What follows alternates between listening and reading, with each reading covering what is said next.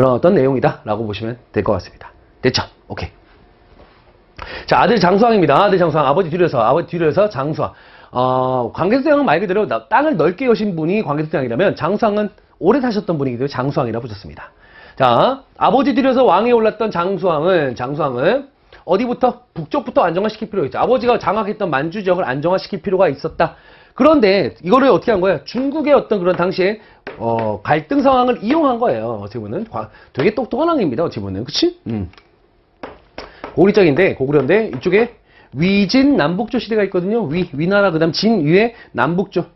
남조가 있고요. 남조는 나라 이름이 아니고 남쪽의 왕조입니다. 중국의 정통 한족들이 세운 나라의 왕조예요. 뭐 송제, 양진, 예진 왕조. 북조는 중국의 북방에 있던 유목민족들이 북쪽에다가 만들었던 하나의 북쪽의 왕조입니다. 당연히 이들은요. 당연히 갈등이 있겠죠. 유목민족들하고 중국의 정통 한족들은 친하지 않아요, 별로. 그렇죠? 그러니까 갈등 관계가 있었고 대립 관계가 있었는데 요거를 고구려 장수왕이 이쪽에다 선물 갖다 주고 이쪽에다 선물 갖다 주면서 이거를 뭐 사실은 뭐 어떤 분들은 이거 조공했다라고 하는데 뭐 조공이라는 표현도 뭐 가지지만 뭐 표면적으로 아마 조공을 했다라고 할 수 있겠지만 어찌됐든 간에 이런 식으로 이용을 한 거예요. 진짜 뭐 갖다 바쳤다기보다는 이용을 했다라고 볼 수가 있는 거죠. 그래서 이들과 친하게 지내면서 이들의 갈등을 잘 이용해서 고구려는 일단 북쪽은 안정화시킨 거예요. 장수왕은. 그래서 남북조와 교류했다. 같이 교류한 겁니다. 교류하면서 같은 거리에서 남조 북조를 같은 거리에서 등거리에서 외교 전략을 펼쳐갖고 일단은 여기 북쪽 지역 만주 지역을 안정화시킨 다음에 자 어디로 갑니까? 자 예봉 방향을 틀어요. 어디로 간다? 남쪽으로 내려갑니다. 이걸 뭐라 그래요? 남하정책이라고 합니다. 남하정책인데 국내성은 너무 멀잖아, 그쵸? 국내성은 너무 남쪽에서 머니까 이때 천도를 단행하게 됩니다. 천도 여기 국내성에서 어디로? 평양성으로 천도를 단행한다. 자 어디로 천도했다? 평양으로 천도하게 됩니다. 평양천도입니다. 자, 목적은 남쪽으로 진출하기 위한 거죠. 남하정책입니다. 자, 남하정책을 감행하자 신라와 백제가 어떻게 했을까요? 가만히 있었을까요? 아니죠. 동맹관계를 맺습니다. 고구려의 어떤 그런 공격을 대비해서 이때 동맹관계를 체결했다라고 보시면 낮의 동맹, 신라와 백제 간의 동맹, 뭐에 대비해서? 장수왕의 남하정책에 대비해서. 그래서 사건 수도를 보시면 평양천도가 먼저고요. 거기에 평양천도 후에 남진정책, 남하정책 추진 이후에 신라와 백제 간의 동맹관계 순서가 이렇게 된다는 거 우리가 뭐 어려운 거 아니니까 보시면 되겠습니다. 자, 그래서 이제 이후에 장수왕은 끊임없이 어디를 공격할 거야? 백제와 신라를 공격한 게 아니고요. 일단은 고구려의 목표는 어디냐? 바로 한강 유역을 먹는 거예요. 백제 수도의 한강을 먹는 겁니다. 그래서 끊임없이 준비합니다. 끊임없이 준비하고 스파이도 보내고 스파이라는 승려 도림을 보내갖고 계로왕을 막 유혹하고 계로왕의 어떤 정책에 혼돈을 주고 하면서 그런 식으로 계속 백제를 혼란의 상황에 걸고 몰아넣고 언제 바로 475년 준비를 되게 오래 해요. 준비한 다음에 백제 수도였던 어디를 함락시켰다? 한성입니다. 백제 수도가 한성이죠. 큰 성. 우리가 예전에 한성이 뭐예요? 위례성이라고 했죠. 위례성. 이게 백제 수도인 한성 또는 위례성을 함락시킵니다. 평양천도한 지 몇 년 만에? 48년 만에 함락을 시키고요. 자, 한강 유역을 장악하게 된다라는 거죠. 한성 함락 후에 한강 유역을 장악하게 된다. 남양만의 중령이 이르는. 자, 봐요. 제가 지금 뭘 그리냐? 요게 남한강이고요. 요게 북한강입니다. 평양천도 후에 이쪽을 먹었어요. 일단은 한성 여기 성이 아니야. 여기 한성을 함락시켜 버립니다. 한성을 함락시켰다. 요게 475년이에요. 자, 이때 누가 죽었냐? 계로왕이 전사했습니다. 계로왕이 전사했다. 자, 계로왕이 전사했다. 이때 백제왕이 한성 함락 당시에 백제왕이 계로왕이었는데 계로왕이 아차산성, 지금 서울에 있어요. 아차산성이라고 아차산이 있습니다. 아차산성에서 고구려군과 맞서 싸우다가 결국 전사하고 말았습니다. 자, 그런데 요거 하나 좀 알아둘까요? 계로왕이 한성 함락전 전사하게 한성 함락과 계로왕의 전사는 같은 시기에 같은 거야, 그렇지? 그때 계로왕이 먼저 누구한테 저쪽에 있는 중국에게 문서 하나를 보냈습니다. 자, 하나 볼까요? 요건 계로왕이 전사하기 전이에요? 전사한 후예요? 전사하기 전이죠. 뭔가 고구려의 공격이 심상치 않다는 느꼈던 계로왕이 어디에다가 저기는 북위가 어디냐면요. 아까 우리 남북조 기억하죠? 남조, 북조. 북조 중에서 이제 당시 북쪽의 왕조 중에서 북위라는 나라에게 북위에게 우리가 지금 위기에 처했다. 고구려가 공격해갖고 고구려가 어느 순간 승량이 늑대가 되어서 말이야. 나를 지금 공격하고 있다. 우리 이거 너무 위험하다. 그러니까 너희에게 도움을 요청하는 바이다 하면서 북위에다가 외교 문서를 보냅니다. 북위 문서를 보냈단 말이죠. 계로왕의 북위 문서. 자, 다시 한번 계로왕의 북위 문서를 보낸 거는 언제라고요? 자, 평양천도 이후에 나주동맹 체결됐고 한성 함락 전에 보냈습니다. 한성 함락 전에 북위 문서를 보냈는데 어떻게 했다? 실패. 왜요? 아까 봤잖아요. 장수왕은 이미 벌써 다 치빨라 놨다고요. 이미 벌써 남조와 북조에게 선물 보내고 남조 북조에 있는 나라에게 선물 보내면서 그들을 안정화시켜 놨습니다. 오히려 북위에서는 당시에 이 문서, 계로왕이 보낸 문서를 고구려에게 보여주기까지 하는 상황이 벌어집니다. 이런 상황까지예요. 사실상 이 계로왕의 마지막 이 어떤 회심의 카드였던 북위 문서는 사실상 무산되고 말았다라고 보시면 무산되고 말았다. 그렇죠?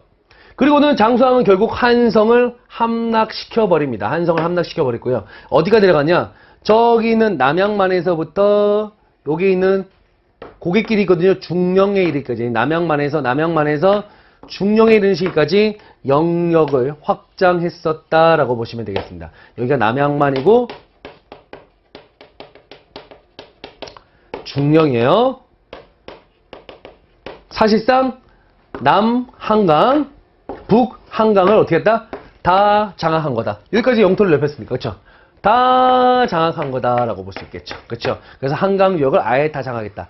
또는 이렇게 볼 수 있어요. 남한강 유역까지 장악했다. 남한강 유역 아래까지 장악했다. 아니면 남한강 유역까지 장악했다. 이렇게 해도 무방합니다. 알겠죠? 전 한강 영역을 장악했다. 한강 유역을 장악했다. 남한강 유역까지 내려갔다. 다 맞는 표현들. 알겠죠? 자, 이렇게 위기에 빠졌던 백제는 그러면 왕은 죽고 아들이었던 누가? 문주왕이 아들이었던 문주왕이 있습니다. 뭐 중요한 왕은 아닌데 문주왕의 업적은 한성 함락 후에 웅진천도. 다 동시다발적인 거야.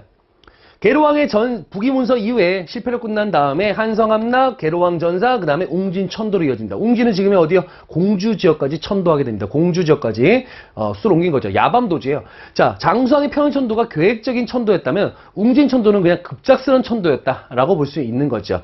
그리고는 남한강 유역까지 차지했다라는 증거로서, 그쵸? 거기에 대한 근거로서 여기다가 비석을 하나 세웠으니 그 비석이 뭐다? 충주고구려비 또는 예전 명칭은 중원고구려비라고 했습니다. 예전에는 중원고구려인데 지금 이 중원군이 충주시로 편입이 되면서 이제 충주고구려비가 됩니다. 자, 충주고구려비, 자, 고구려의 천하관을 볼 수 있는 대표적인 비석이다라고 보시면 되겠습니다. 우리 뭐 교재법에는 4세기 외구의 신라 침입과 가야 세력의 뭐 변천 나와 있고요. 그쵸? 뭐 이런 것들 나와 있는데, 자, 우리 광개토 대학 능비도 있고 중원고구려비 우리가 저기 아마 플러스 사료에 보시면 나와 있을 겁니다.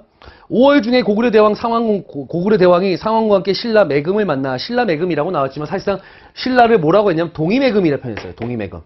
이거는 고구려 광개토대왕과 더불어서 천하관을 보여주는 건데, 자, 동이매금이란 게 뭐냐면요. 동이매금이 뭘까? 동이매금. 동쪽의 오랑캐. 동쪽의 오랑캐예요. 그러니까 고구려는 자기네가 천하예요. 천하의 중심이야. 천하의 중심이고 그 주변은 항상 다 오랑캐죠. 오랑캐. 이게 다 오랑캐예요. 이게 중국이 갖고 있던 중화사상이거든. 중국은 자기네들 중심이고 주변이 다 오랑캐라 해갖고 당시 우리가 보면은 중국에서 당시 우리 뭐 부여라든가 아까 고구려 뭐 옥저 동해를 뭐라냐 어디에 쓰여있냐 삼국지 위나라 역사서의 동의전에 나와 있는 내용이에요. 동의전. 그들이 우리를 동이라고 생각했거든. 근데 고구려는 아니야. 내가 천하의 중심이야. 이런 거죠. 내가 천하의 중심이고 여기 다 오랑캐들이야. 그 동쪽에 오랑캐니까 신라가 있네. 신라 동이 이런 거죠. 매금은 마리깐. 당시 신라의 왕의 칭호, 사실상 신라의 지배층의 칭호가 마리깐이었거든. 대군장이라는 마리깐 칭호였는데 그 마리깐을 약간 얕잡아 부르는 말이 매금입니다. 얕잡아 부르는 말이 매금이에요. 그래서 동이 매금이라 불렀다라고 나왔죠. 그래서 영원토록 만나 우호를 맺기 위해 중원에 왔는데 신라매금, 즉 신라매금이 뭐야? 동의매금이거든요. 동의매금이 오지 않아서 실행되지 못했다. 이에 고구려 대왕은 태자궁 전부 대사자 다우한도가 이곳에 머물며 신라매금, 즉 동의매금을 만나게 했는데 동의매금이 신라와 함께 고구려의 대사자 다우한도를 만나 이곳에 주하고 있던 고구려였다. 자, 보세요. 지금 여전히 고구려 군대가 지금 여전히 어디에 머물고 있어? 신라에 머물고 있잖아요. 여전히 이때도 신라가 계속해서 고구려의 간섭을 받고 있는 어느 모습을 볼 수 있다라는 거죠. 그쵸? 요거 체크 좀 해 두시면 되겠습니다. 거기 사료 보시면은 광개토 대항림비에 대한 내용 나와 있고요. 그 다음에 중원고구려 내용 나와 있는데, 뒤에 가서 제가 여러분께 요 금성문들이거든요. 비석에 세워진 문장들, 요런 것도 비석과 관련된 내용들을 제가 점검을 해 드리도록 하겠습니다. 아시겠죠? 자, 그러면은 계속 보겠습니다. 자, 이후에 어디? 만주 흥안령 갑니다. 이렇게 한강유 넓히고, 그쵸? 아버지 때 가갖고 아버지 광개토 대왕이 만주 영역 장악하고 아들이었던 장수왕이 어디까지가 남하해갖고 한강 유역까지 다 장악을 했습니다. 자, 그런데 저쪽에서 이런 기록이 있습니다. 여기 흥안령에는 고개가 있었나봐요. 아주 높은 산맥이 있었나봐. 고개가 있었나봐. 요쪽에 가니까 여기 있던 여기 지두란 나라가 지두란 애가 있었대요. 지두가 있었는데 요쪽에 애들이 좀 약간 좀 신경 쓰이는 거야. 그래서 저쪽에 있는 몽골 고원에 있었던 유연이란 나라하고 이 고구려가 같이 공격을 해갖고 지두라는 곳을 분할 점령했다라고 합니다. 그 이후에 어떻게 했는지는 몰라요. 기록에 정확하게 나와 있지 않은데 어쨌든 간에 같이 공격을 해갖고 아마 분할 점령했었던 걸로 보고 있다라고 얘기를 합니다. 이 정도 체크할까요? 그냥 유연과 함께 몽골족의 유연과 함께 몽골 초원의 유연과 함께 지두를 분할 점령했었다라는 거 이렇게 보시면 되겠습니다. 자, 장수왕은 딱 봐지면 재위 기간만 79년이고요. 이분은 97세 정도까지 살았다라고 나옵니다. 거의 100세 가까이 가서 살았죠. 그러니까 아들도 오래 살았는데 아들이 먼저 죽어요. 아버지가 워낙 오래 사니까, 그렇지? 그래서 손자였던 문자왕이 왕이 오릅니다. 문자왕. 그 문자왕 때인데 이때가 최대 영토이긴 했지만, 자, 또 하나 뭐가 있냐면 독특한 사건이 하나 있죠. 부여가 이때 완전 복수입니다. 한마디로 부여가 이때 멸망됩니다. 5세기 말. 언제요? 장수왕 다음이었던 손자 문자왕 때 부여가 완전 복속된다. 망한 거예요. 부여가 이때 처음 문자왕에 의해서 멸망당했다. 우리 앞에서 부여할 때도 배웠잖아요. 그렇죠? 그러니까 이제 이게 5세기 말인데 6세기쯤에 이제 백제가 이제 고구려에 대해서 이제 손가락 차는 거죠. 너가 어떻게 어머니를 죽일 수 있냐는 거죠. 모국을 어떻게 그렇게 할 수 있냐 하면서 자신들이 이제 진짜 부여의 뒤를 이어가겠다. 라면서 남부여라고 이제 국호를 변경했다라고 했죠. 그거 좀 체크를 해드리겠습니다. 나중에 이제 백제 할 때 제가 체크를 해드리도록 할 테니까 이렇게 한번 정리를 한번 해보시면 되겠습니다. 자, 순서를 간단히 보시면 다시 한번 1, 2세기 때 누구요? 태조왕 체제 정비했었고 이후에 바로 고국천왕이 바로 여기에서 중앙지구 체제를 어느 정도 완성해 나가는데 이렇게 믿고 까불고 있던 자신을 믿고 이제 점차 세력을 키워나가던 고구려가 동천왕 때 위기를 맞이했었죠. 광구검의 공격으로 위나라 장수 광구의 공격으로 위기했다. 하지만 이때 다시 한번 미천왕이 낭랑을 축출하고 서안평을 점령하고 낭랑을 축출하면서 다시 한번 세력을 넓혀갔다. 하지만 고국권왕이 선비족과 그 다음에 백제 근초고왕의 공격을 받아갖고 평양성에서 전사하는 사태가 벌어집니다. 이 위기에서 결국 이거를 다시 한번 세력을 끌어모았던 체제 정비를 통해서 세력을 다시 키워나갔던 왕이 소수리망 불교 공인 율령마포 그다음 대학 설립을 통해서 그쵸? 이렇게 한다 기초가 튼튼해지니까 이제 전성기다 영역 확장 들어갑니다. 광개토 대왕 만주 영역 장악했고 백제 아신왕을 굴복시켰고 이에 신라의 쳐들어 왜구를 격퇴하면서 신라에 대한 내정 간섭이 이때부터 본격화되기 시작하기도 했다. 자, 그 뒤로 해서 장수왕은 북쪽으로 안정화시킨 다음에 남쪽으로 예봉을 돌려서 남하 정책을 펼쳤고 여기에 신라와 백제가 동맹을 체결하긴 했지만 그럼에도 불구하고 한강 유역을 결국 먹어버립니다. 한성을 함락시켰죠. 그러면서 백제 계로왕을 전사시켰고 백제는 이때 웅진으로 수도를 옮기게 됐다는 겁니다. 그렇죠? 그 다음에 어디 흥안역까지 진출해서 유연이라는 나라와 함께 지두를 분할 점령했었고요. 오케이. 자, 거기에 이제 문자왕 같은 경우는 나중에 모국이었던 누구를 부여를 결국 멸망시킨다라는 것까지 멸망시켰다라는 것까지 우리가 정리하시면 되겠네요. 1, 2세기, 3세기, 그다음에 여기까지가 4세기. 여긴 4세기에서 5세기 말이고 5세기 초고 그다음에 5세기. 순서를 이렇게 정도 기억을 해 두시면 되겠습니다. 자, 근데 5세기인데 6세기는 뭘까요? 6세기인데 6세기 때는 이렇게 보시면 돼요.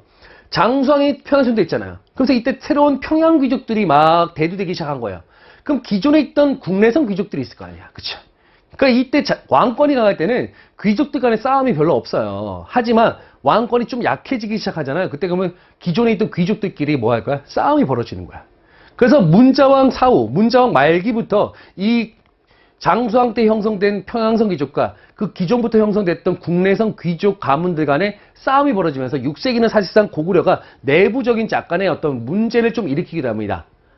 그게 이제 귀족 연립 정권이라는 표현으로 해서 6세기 때는 귀족 연립 정권으로 고구려가 이제 왕권이 조금은 약화되는 어떤 모습을 띄어요. 그때 6세기 때 백제하고 신라가 이제 성장하게 되는 상황이 벌어지게 되는 거죠. 알겠죠?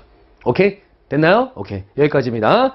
여기까지 일단은 우리가 정리를 좀 해 두심이 좋을 것 같습니다. 자, 그러면은 우리가 고구려 배웠죠.